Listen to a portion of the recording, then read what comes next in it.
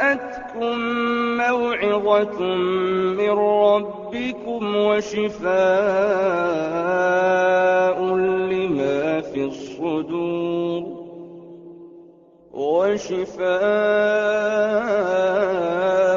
لما في الصدور وهدى ورحمة للمؤمنين.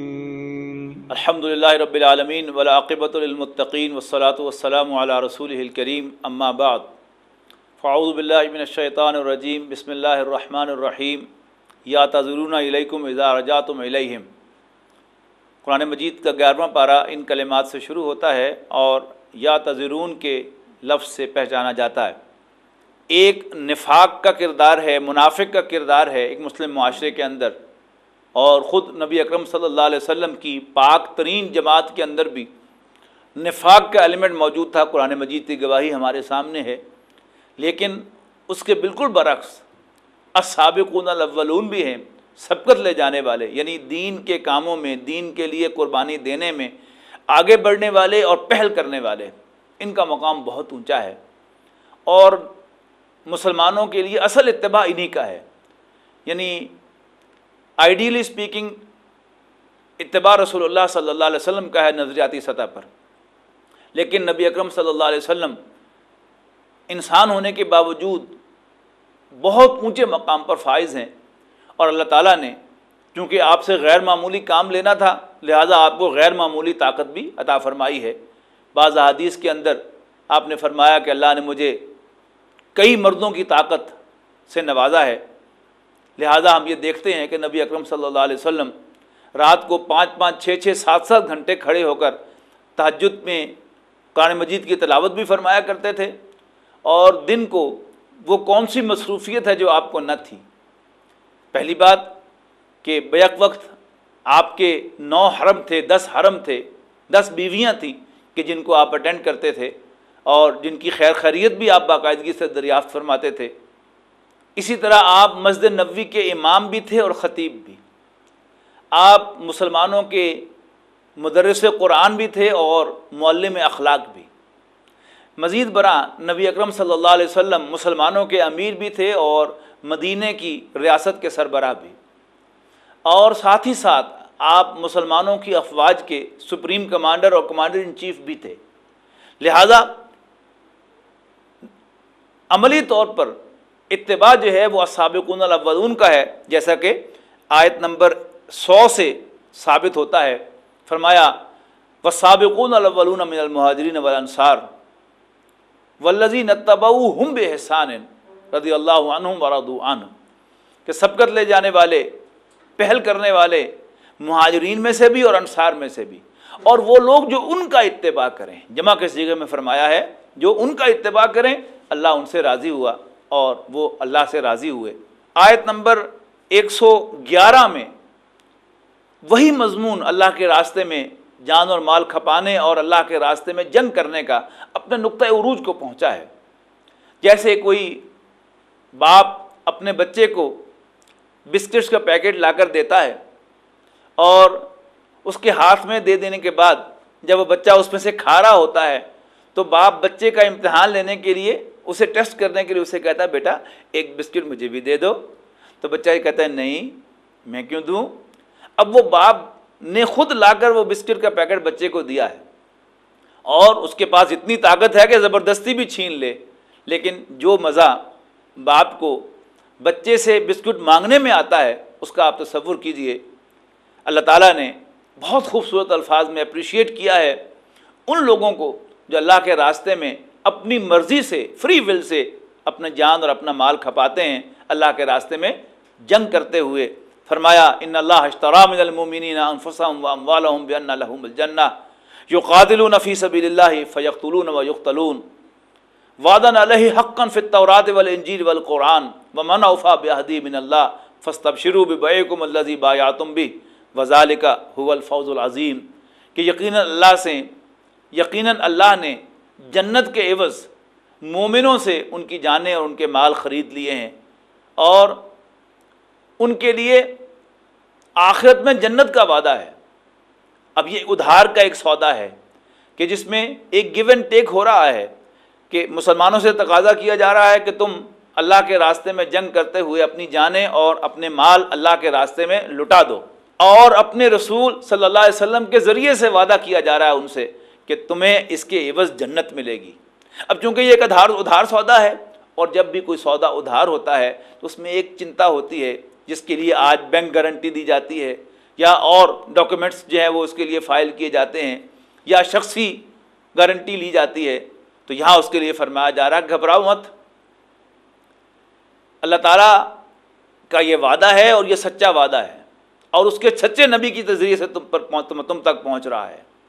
اللہ سے زیادہ وعدے کا ایفا کرنے والا کوئی نہیں ہے۔ اور پھر یہ کہ بعض اوقات یہ ہوتا ہے کہ کوئی شخص وعدہ تو سنسیئرلی کر رہا ہوتا ہے لیکن اس کے پاس ریسورسز نہیں ہوتی۔ اللہ تعالیٰ کے پاس ریسورسز کی بھی کمی نہیں ہے، اور گارنٹی پوچھتے ہو تو اس وعدے پر گارنٹی قرآن کی، انجیل کی اور تورات کی موجود ہے۔ اور دیکھو، جب بھی کسی دکاندار کا سارا سودا بک جائے تو اس کے چہرے پر جو رونق ہوتی ہے اس کو ذہن میں لا کر اس کا آخری حصہ پڑھیے، فَاسْتَبْشِرُوا بِبَيْعِكُمُ الَّذِي بَایَعْتُم بِهِ، مومنو جو سودا آج تم نے اللہ سے کر ڈالا ہے اس پر خوشیاں مناؤ، وَذَلِكَ هُوَ الْفَوْزُ الْعَظِيمُ، اور وہی تو ہے سب سے بڑی کامیابی۔ اور پھر مومنوں کے اوصاف کا تذکرہ کیا کہ وہ اپنے گناہوں سے توبہ کرتے رہتے ہیں، اللہ کی بندگی پر کاربند رہتے ہیں، اللہ کی حمد کرتے رہتے ہیں، اس کا شکر ادا کرتے رہتے ہیں، اور وہ نماز پڑھتے ہیں، رکوع کرتے ہیں، سجود کرتے ہیں، روزہ رکھتے ہیں، اور بھلائی کا حکم دیتے ہیں، برائی سے روکتے ہیں، اور اللہ کی حدود کی حفاظت کرتے ہیں۔ وَبَشِّرِ الْمُؤْمِنِينَ، اور مومنوں کو خوشخبری دے دیجیے۔ پھر وہی مضمون جو ہے وہ آیا، اس لیے کہ نبی اکرم صلی اللہ علیہ وسلم نے اپنی اس شفقت کے اظہار میں عبداللہ ابن ابی کے جو منافقین کا سردار تھا، چونکہ اس کے بیٹے وہ حضور صلی اللہ علیہ وسلم کے مخلص صحابی تھے، انہوں نے آ کر ریکویسٹ کی تو نبی اکرم صلی اللہ علیہ وسلم نے عبداللہ ابن ابی تک کا جنازہ پڑھا دیا۔ اس پر نبی اکرم صلی اللہ علیہ وسلم سے کہا گیا کہ کسی نبی کو زیب نہیں دیتا، اور نہ ہی اہل ایمان کو زیب دیتا ہے کہ وہ مشرکوں کے لیے استغفار کریں، خواہ وہ ان کے قریبی رشتہ دار ہی کیوں نہ ہو، اس کے بعد کہ ان پر واضح ہو جائے کہ وہ اہل جہنم ہیں، ان کا انجام اللہ کی طرف سے طے پا چکا ہے کہ وہ جہنمی ہیں۔ سورہ توبہ کے آخر میں نبی اکرم صلی اللہ علیہ وسلم کی شان میں ارشاد فرمایا گیا، لَقَدْ جَاءَكُمْ رَسُولٌ مِّنْ أَنفُسِكُمْ عَزِيزٌ عَلَيْهِ مَا عَنِتُّمْ حَرِيصٌ عَلَيْكُمْ بِالْمُؤْمِنِينَ رؤوف الرحیم۔ کیا مسلمانوں، تمہارے پاس تم ہی میں سے ایک رسول تشریف لے آئے ہیں جن پر تمہاری تکلیف بہت شاق گزرتی ہے، اور وہ تمہارے معاملے میں بڑے حریص ہیں، اور مومنوں کے ساتھ بڑے ہی رحم فرمانے والے اور شفیق و مہربان ہیں۔ کیسے نبی اکرم صلی اللہ علیہ وسلم نے معراج کی رات یعنی 50 سے 5 نمازیں کروائیں بار بار جا کے، اس لیے کہ یہ کہیں میری امت پر بھاری نہ گزرے۔ اور پھر یہ کہ نبی اکرم صلی اللہ علیہ وسلم کا راتوں کو اٹھ کر اپنی امت کے لیے استغفار کرنا، اپنے ساتھیوں کے لیے استغفار کرنا، یہاں تک کہ وہ ساتھی کہ جن سے کوئی کمی ہو گئی، کوئی کوتاہی ہو گئی، کوئی تقصیر ہو گئی، کوئی غلطی ہو گئی، اس کے لیے بھی نبی اکرم صلی اللہ علیہ وسلم نے ان کے لیے استغفار کیے ہیں۔ اور آخر میں فرمایا فَإِن تَوَلَّوْا، پھر اگر وہ منہ پھیریں، فَقُلْ حَسْبِيَ اللَّهُ، تو کہہ دو کہ اللہ میرے لیے کافی ہے، میں تمہارا محتاج نہیں ہوں، لا الہ الا ہو، اللہ کے سوا کوئی عبادت کے لائق نہیں ہے، علیہ توکلت، میں اسی پر بھروسہ کرتا ہوں، وہو رب العرش العظیم، اور وہ عرش عظیم کا بھی رب ہے۔ اس کے بعد ناظرین سورہ یونس آتی ہے۔ سورہ یونس کا مضمون جو ہے وہ توحید اور رسالت ہے۔ توحید کے بھی بڑے خوبصورت دلائل اس سورت کے اندر موجود ہیں، اور نبی اکرم صلی اللہ علیہ وسلم کو رسول ماننے پر بھی اس میں بہت زور کے ساتھ ایمفیسائز کیا گیا ہے۔ اس کا آغاز اسی بات سے ہوا، تلک آیات الکتاب الحکیم، الف لام را تلک آیات الکتاب الحکیم، اکان للناس عجبا ان اوحینا الی رجل منہم، کہ کیا لوگوں کو اس بات پر تعجب ہے کہ ہم نے وحی بھیج دی ہے انہی میں سے ایک شخص پر کہ ان انذر الناس، لوگوں کو خبردار کرو، وبشر الذین آمنوا، اور اہل ایمان کو خوشخبری دو، کس بات کی؟ ان لہم قدم صدق، کہ ان کے لیے سچا درجہ ہے، عند ربہم، ان کے رب کے پاس۔ قال الکافرون، لیکن کافر اس کے جواب میں کہتے ہیں ان ھذا لساحر مبین، نہیں یہ تو ایک کھلا جادوگر ہے۔ پھر آخرت کے ایمان کے سلسلے میں فرمایا ان الذین لا یرجون لقاءنا، بے شک وہ لوگ کہ جو ہماری ملاقات کی امید نہیں رکھتے، ہم سے ملاقات کی امید نہیں رکھتے، وردوا بالحیات الدنیا، وہ دنیا ہی کی زندگی پر ریجھ گئے ہیں، واطمأنوا بہا، اور اس پر قانے ہو گئے ہیں، والذین ہم عن آیاتنا غافلون، اور وہ لوگ کہ جو ہماری آیات سے غافل ہیں، اولئک مأواہم النار، ان کا ٹھکانہ آگ ہے، بما کانوا یکسبون، ان کی اپنے ہاتھوں کی کمائی کی وجہ سے۔ قرآن مجید کے بارے میں قریش کی ایک ڈیمانڈ نبی اکرم صلی اللہ علیہ وسلم سے مسلسل رہی کہ محمد تم باتیں تو بڑی اچھی کرتے ہو، اور لیکن تم قرآن جو پیش کر رہے ہو یہ بہت ریجڈ ہے، اور دانشوروں کا یہ تقاضا دیندار لوگوں سے ہمیشہ رہا ہے، آج بھی ہے، کہ ان پر یہ الزام کہ یہ بڑے ریجڈ لوگ ہیں۔ اس کے لیے پھر مختلف اصطلاحات ہیں، ریجڈیٹی، انتہا پسندی، شدت پسندی، یہ اصل میں ایک ہی مضمون ہے کہ جس کے مختلف ایکسپریشن ہیں، اور یہ نئی بات نہیں ہے، یہ مطالبہ نبی اکرم صلی اللہ علیہ وسلم سے بھی کیا گیا۔ دیکھیے آیت نمبر 15 سورہ یونس، وَإِذَا تُتْلَىٰ عَلَيْهِمْ آیاتنا، جب انہیں ہماری آیات پڑھ کے سنائی جاتی ہیں، واضح آیات، آیات بینات، قال الذین لا یرجون لقاءنا، وہ لوگ کہ جو ہم سے ملاقات کی امید نہیں رکھتے تقاضا کرتے ہیں، ایت بقرآن غیر ھذا او بدلہ، یا تو کوئی اور قرآن لے آؤ یا اس میں کچھ امینڈمنٹ کر دو۔ قل، اب جواب سنیے، قل لا یکون لی ان ابدلہ من تلقاء نفسی، اے نبی ان سے کہہ دو، ان پر واضح کر دو کہ میرے لیے ممکن نہیں ہے کہ میں اپنی طرف سے اس کے اندر کوئی امینڈمنٹ کروں۔ ان اتبع الا ما یوحی الیہ، میں تو پابند ہوں اسی کی پیروی کرنے کا جو میری طرف وحی کیا گیا ہے۔ انی اخاف ان عصیت ربی عذاب یوم عظیم، اور اگر میں اپنے رب کی نافرمانی کروں تو میں ڈرتا ہوں ایک بڑے دن کے عذاب کا جو مجھے پہنچ کر رہے گا۔ بڑی واضح بات، کوئی کمپرومائز نہیں، کوئی گیو اینڈ ٹیک نہیں۔ اللہ کے احکام کے مقابلے میں، اللہ کی وحی کے مقابلے میں، جب اللہ کے نبی کے پاس کوئی اختیار نہیں ہے تو نبی کے پیروکاروں کے پاس کیا اختیار ہو سکتا ہے کہ وہ دانشوروں کو خوش کرنے کے لیے یا معترضین کو سیٹسفائی کرنے کے لیے وہ قرآن مجید کی جو تیکھی آیات ہیں ان کو نکال دیں یا ان کا تذکرہ چھوڑ دیں۔ حق گوئی کا تقاضا یہ ہے کہ قرآن مجید جیسے نازل ہوا ہے ایسے ہی لوگوں کے سامنے پیش کیا جائے، قرآن مجید کا پیغام جیسے سمجھ میں آتا ہے ویسے ہی لوگوں کے سامنے پیش کیا جائے۔ وہ لوگ کہ جو اعتراض کرنے والے ہیں وہ تو اعتراض کرتے ہی رہیں گے، ہم کچھ بھی کر لیں وہ اعتراض کرتے ہی رہیں گے، لہٰذا ان کو خاطر میں لانا ہی اصل میں دین سے بے وفائی ہے، اللہ اور اس کے رسول سے بے وفائی ہے۔ سورہ یونس کی آیت نمبر 31 اور 32 میں بڑی زبردست اور کلیئر بات فرمائی کہ قریش و مشرکین اللہ تعالیٰ کو رازق بھی مانتے تھے، زندگی اور موت کا مالک بھی مانتے تھے، نفع اور نقصان کا مالک بھی مانتے تھے، لیکن اپنا رب ماننے کو تیار نہیں تھے۔ لہذا فرمایا قل من یرزقکم من السماء والارض، ان سے پوچھو کہ بھلا تمہیں آسمان اور زمین سے رزق کون دیتا ہے؟ امن یملک السمع والابصار، یا یہ پوچھو کہ تمہارے کانوں اور تمہاری آنکھوں کا مالک کون ہے، کس کے اختیار میں ہے تمہاری سماعت و بصارت؟ ومن یخرج الحی من المیت ویخرج المیت من الحی، اور کون زندہ کو مردہ سے اور مردہ کو زندہ سے پیدا کرتا ہے؟ ومن یدبر الامر، اور کون تمام امور کو پلان کرتا ہے؟ سیقولون اللہ، تو کہیں گے اللہ ہی۔ فقل افلا تتقون، تو پھر ان سے پوچھو کہ اللہ سے ڈرتے کیوں نہیں ہو؟ فذالکم اللہ ربکم الحق، تو جان لو وہ اللہ ہی تمہارا حقیقی رب ہے، تمہارا حقیقی آقا ہے۔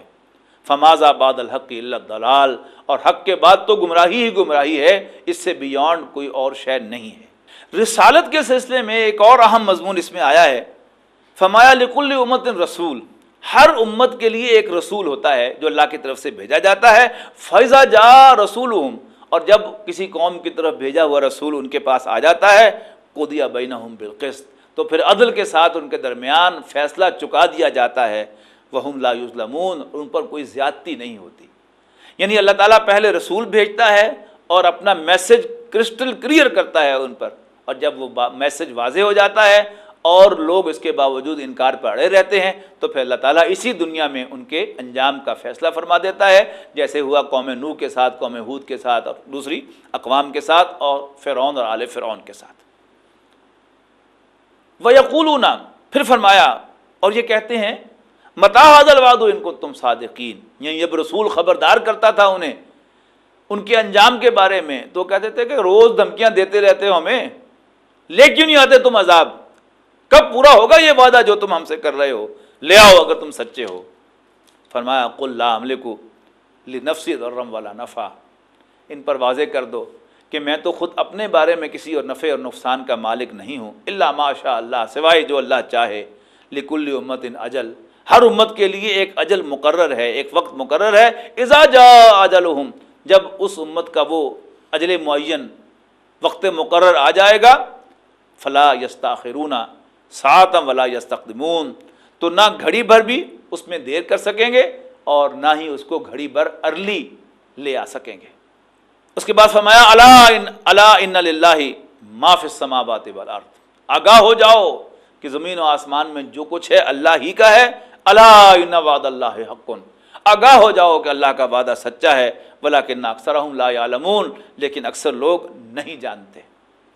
ہوا یحیی و یمیت، اللہ ہی زندگی دیتا ہے اور موت سے دوچار کرتا ہے. وإلیہ ترجعون، اور اسی کے حضور لوٹائے جاؤ گے. قرآن مجید کی عظمت کے بارے میں بڑی عظیم دو آیات سورہ یونس میں آئی ہیں، آیت نمبر 57 اور 58.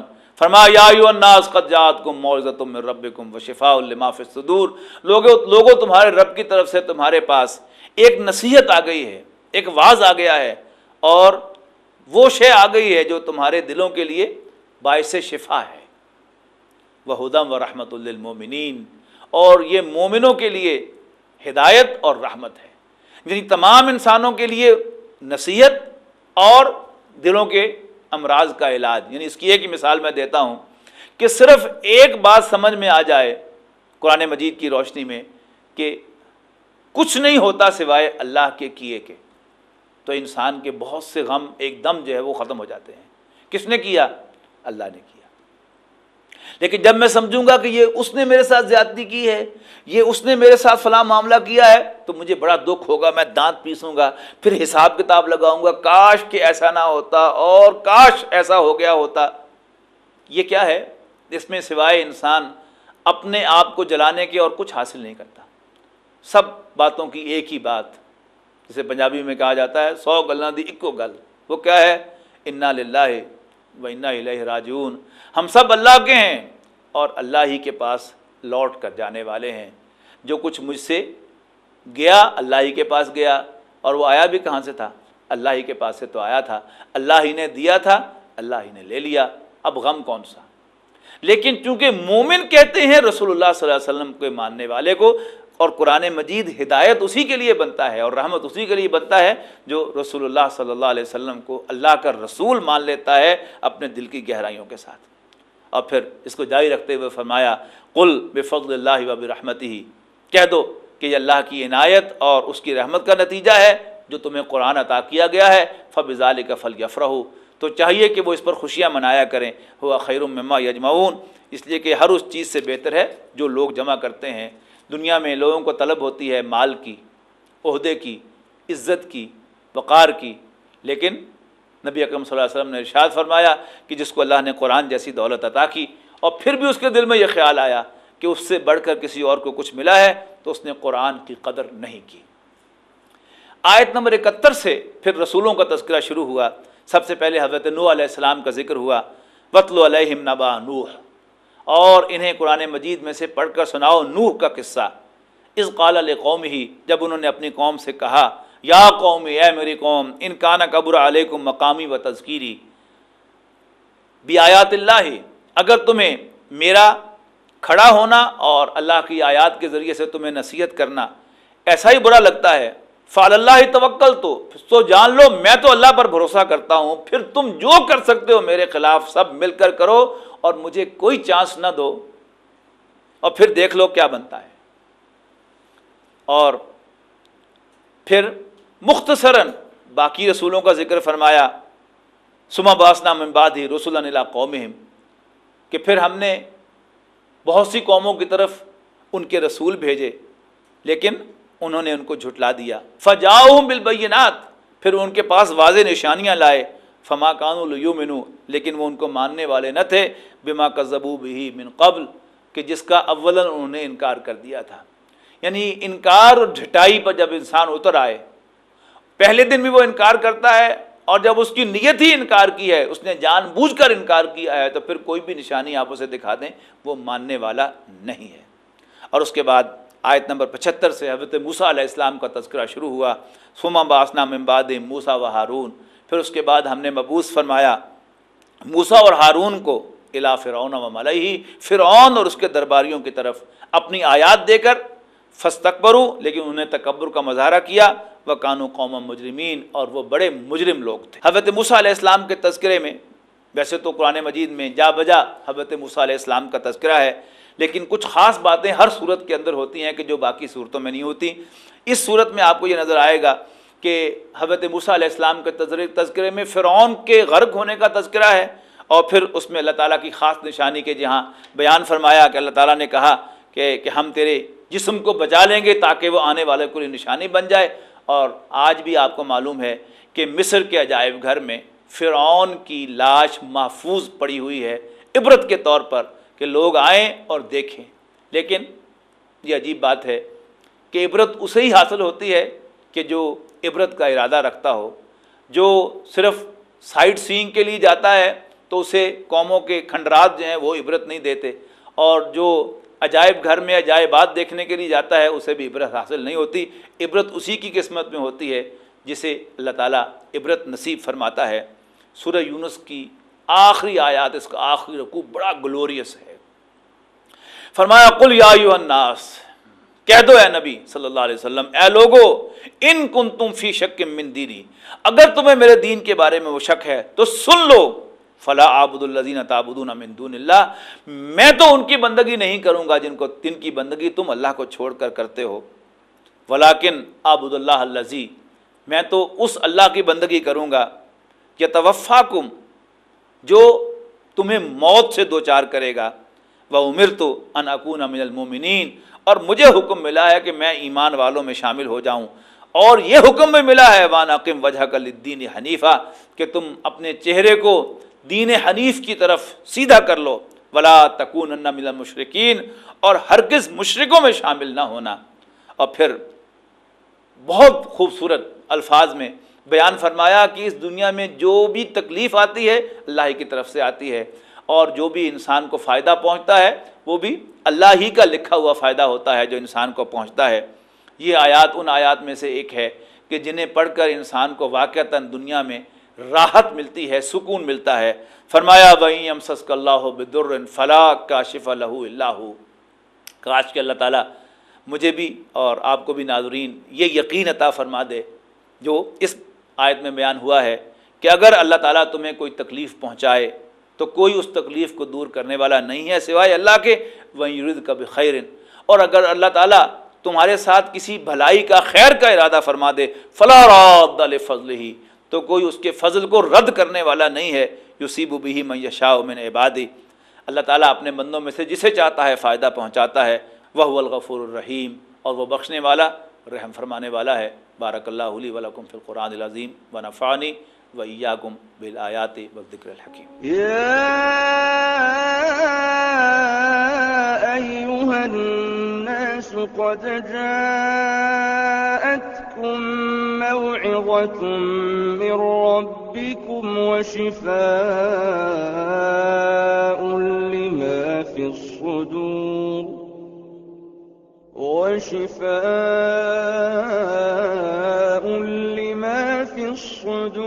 وهدى ورحمة للمؤمنين۔